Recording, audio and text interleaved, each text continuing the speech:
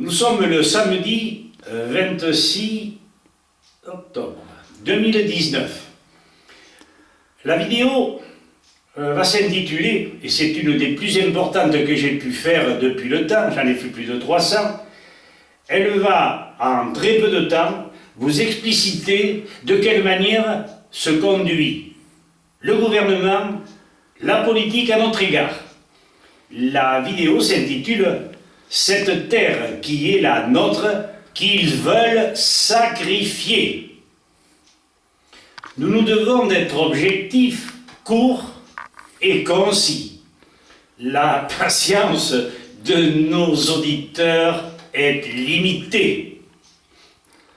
Nous sommes certains des critiques que nous allons formuler aux anciens comme aux jeunes. Et ces derniers devront, les anciens également, vérifier nos dires. Ils seront, avec d'autres, les porteurs de nos espérances, car je suis le fils d'un résistant décoré, ma mère aussi d'ailleurs, et les chiens ne font pas des chats. Tout gouvernement, félon, ne peut rien contre, ni contre la vérité, ni contre le nombre important de citoyens avisés et résistants. Il est temps de s'unir, mais pour que nous nous unissions, il faut que vous sachiez. Vous savez que la désinformation, les mauvaises nouvelles ou les nouvelles mensongères sont légion. Nous ne sommes pas de ce cas. Nous formulons donc nos griefs qui s'agglomèrent derrière la trilogie suivante: empoisonnement, appauvrissement, asservissement. Bien des médecins, pharmaciens, biologistes de nos 3 associations, et ce ne sont pas les seuls, sont d'avis que nous vous en fassions prendre conscience. 1. L'empoisonnement. Bien que l'actualité de ces derniers mois regorge d'exemples, prenons le sujet des vaccinations, que nous avons largement mis sous vidéo.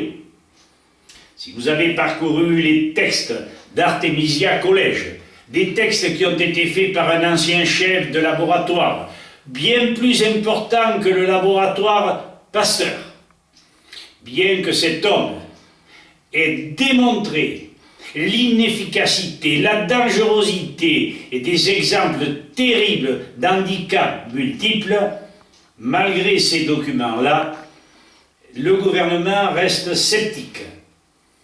Mais il n'est pas le seul. El Carotte, qui est biochimiste, qui est nutri-toxicologue et qui appartient et qui est présidente de l'association Stelio de Genève,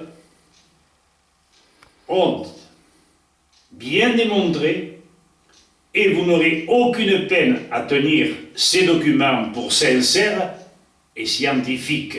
Ils ont bien démontré la virulence néfaste des vaccins. Et de ceci, nous en sommes sûrs. Et nous ne sommes pas, pourtant, a priori, contre les vaccins. Mais quand on dépasse les bornes, il est de notre devoir d'informer. Notre critique, ou plutôt les documents que nous avons adressés à tous les députés, sénateurs, mairies de tous les départements de France, maires et présidents départementaux de l'ordre des médecins, tout le monde a été averti. Pas un seul n'a répondu. Notre critique se résume à ceci: cette obligation est inutile et dangereuse. Un vaccin n'a jamais vacciné. Dixit le professeur Louis-Claude Vincent et le professeur Jules Tissot.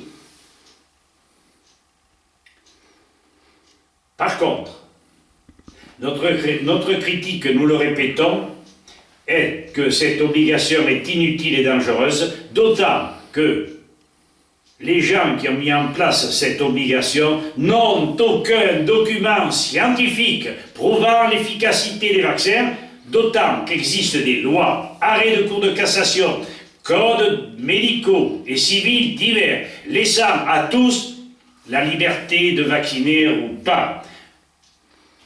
Deuxièmement, l'appauvrissement. La loi du 3 janvier 1973, dite loi Rothschild, loi Pompidou, loi Giscard d'Estaing. Cette loi, livre de Jean-Pierre Rougeron, intitulé Enquête sur la loi du 3 janvier 1973, d'ailleurs repris par l'article 123 du traité de Lisbonne, est une histoire de manipulations successives organisées et pilotées pour ne profiter qu'à une seule entité, les banques privées. Depuis quand prive-t-on l'État, le peuple, de son droit régalien de battre monnaie et de profiter de ce qu'il produit? Afin que vous compreniez, sans peine, réfléchissez au fait qu'un État qui reçoit chaque jour taxes et impôts divers n'a nul besoin d'emprunter avec intérêt à l'appui. Autrement dit, si vous voulez un chiffre, chaque fois qu'un gosse naît, il est imposé, ou sa dette est déjà de plus de 25 000 euros. Troisièmement, asservissement. Avons-nous besoin de démontrer de quelle manière on traite notre peuple? Dans sa majorité, nos anciens, nos jeunes, les chômeurs ont été brutalisés, ignorés, traités par les médias de bons arrières. Vous savez mieux que moi, mieux que nous, le nombre de borgnes, le nombre de personnes dont la mer a été emportée. Vous en savez donc autant sur ce sujet.